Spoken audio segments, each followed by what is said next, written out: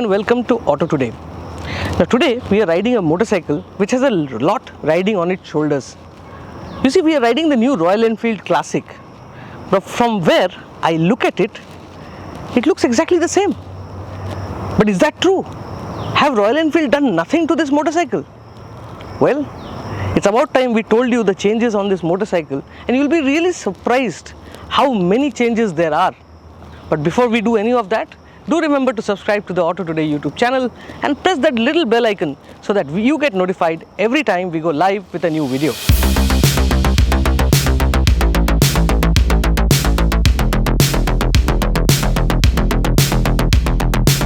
So what all has changed? Well, a lot. You see, let's begin from the front. First and foremost, the Classic rides on fatter tires up front and at the back.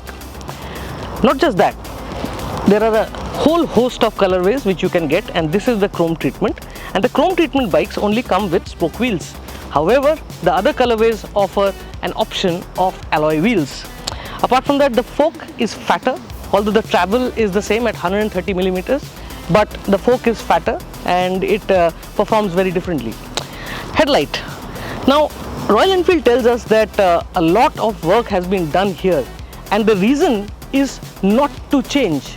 You see, classic riders are those who love their design, but if this whole thing is changed, according to Royal Enfield, the purists will walk away from this motorcycle. So everything needs to be changed, but at the same time, everything should resemble the older Classic. So you see, the tiger eyes are there, you see a nice round headlight, no LEDs. Now that's a surprise. That's the most common accessory, or rather aftermarket modification which owners do, put LED lights, and I'm surprised that Royal Enfield has not incorporated it in the new Classic. No LED DRLs as well. So as far as the front end look is concerned, it's still very old school, it's still nice to look at, and it's still very much a classic. Now as we walk towards the other side of the motorcycle, this is where we see a lot of changes. Like, say for example, the instrument panel. Royal Enfield tells us that the biggest thing about the Classic was the lack of a fuel gauge, and what they've done is they've incorporated that in the new generation model. Now as you can see, there is an analog speedometer and there's a display here which reads out your fuel level and also tells you about the odo and 2 trips. There's a clock as well. Now this particular unit is the tripper navigation, which will come standard on this chrome colorway. But in other models, other variants, you will get it as an option. Now, the other big change, well, I mean for Royal Enfield it's a big change, is that you see this key out here? Now earlier you used to take it out, shove it on the side and then switch it on, put the lock on, but now you can do so from the handlebars. So that's quite interesting, and that's a really good thing to have. So if you want to lock the Classic, you turn the handlebar like so, and that's it, your bike is locked. So it's a nice feature, and I really appreciate this. Being a Classic owner, it's a very irritating thing to lock it that way. When we come to the switch gear, a lot has been taken from the Meteor. So all this switch gear, everything which you see is from the Meteor. Now let's get on to the other side of the bike and tell you what are the changes.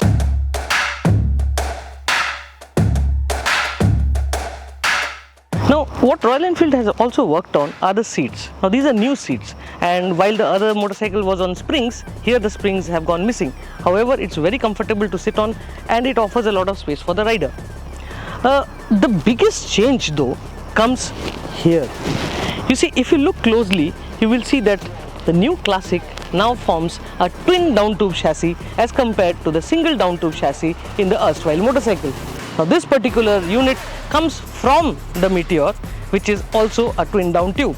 The engine as well is a brand new engine, and by brand new I mean it is the same engine which serves the Meteor. It has been retuned completely to suit the Classic and also continues to be a long stroke motor.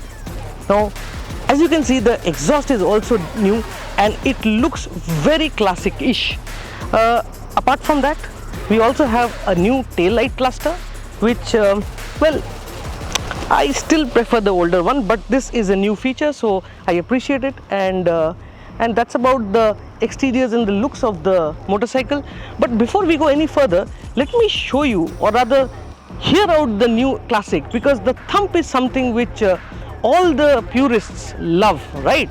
So has it got the thump, or has it retained that thump which it's known for which the purists die? Let's hear it out.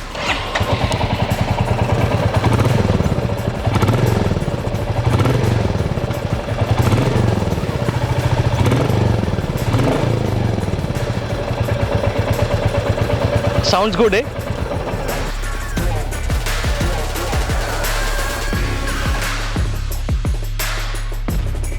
As far as dimensions are concerned, the wheelbase remains identical at 1390mm, but the overall length sure has gone up by a few.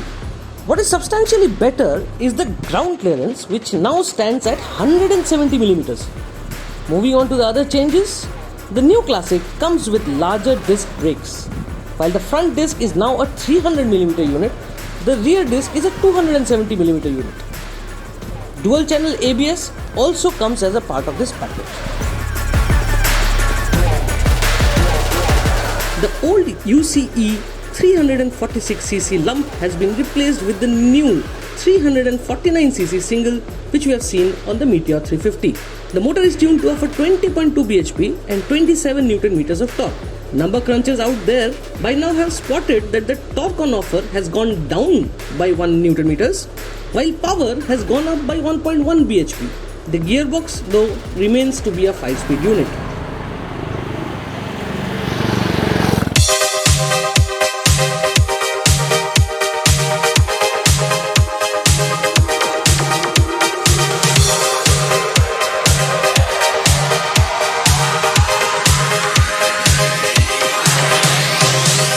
Swing a leg over and the Classic 350 feels very friendly and comfortable. The riding position has changed a bit and things have gotten even better. The handlebar falls to hand easy and the seat height too is comfortable. This means that most Indian frames will find it easy to sit on the Classic 350. Start up the bike and the motor feels rather smooth and silent. There is no roughness anymore and the vibrations have been curtailed to near zero. Rev up the engine and it still remains smooth. The gearbox shifts crisp and the bike takes off with zest. As you shift up to 4th and 5th cogs, the new Classic 350 can be ridden at speeds as low as 40 and 50 kmph. There is no knocking or jerk felt from the engine, and this is the best thing about this motorcycle. The best bit is, though, that in case you decide to gather speed, there is enough torque to pull through to 80 kmph with no need of a gear change. This is brilliant and reminds us of the old school Royal Enfield Bullets, which were known to do this. The sweet spot of the new Classic, though, is between 80 and 100 kmph. It gets to these speeds easy, and then there is no vibes to bother you. Beyond 100 kmph, things tend to get a bit slow. On the downside, the clutch feels a bit heavy and one will notice it while riding in the maddening traffic. When it comes to the ride, the new Classic 350 impresses again. It absorbs bumps well and inspires confidence to take on the rough. It also feels rather nimble and is easy to maneuver in traffic. Around corners, the bike inspires confidence as well. There is ample clearance too, so no scares of scraping anything. The bike offers good brakes and the bite is rather sharp on the rear brake. So overall, the new Classic is a world of difference from the bike it replaces. Coming back to where we started, it was quite a task for Royal Enfield to change everything and yet change nothing. We are happy to report that they have succeeded. The new Classic can do all the things it did in the past. But the difference is that it does it a little better. This also means that the legend of the Classic 350 is ready for a new generation of riders. Those who want all the best of things and yet prefer to go retro. For the purists out there, rest assured, the new generation Classic 350 will continue to impress you.